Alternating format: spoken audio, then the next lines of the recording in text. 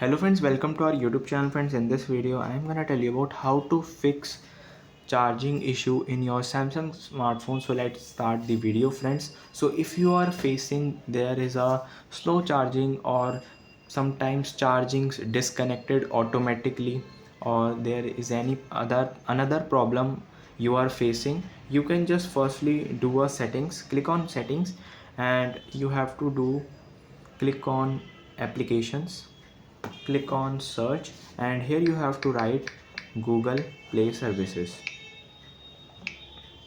So here it is, tap on it, click on storage and clear cache. Secondly, you can check your charger port if your adapter is not working, or sometimes leads is broken, or sometimes it is loose. If you just put into the port, it sometimes disconnected. And you have to check your port also if it is broken from the inside in your Samsung smartphone.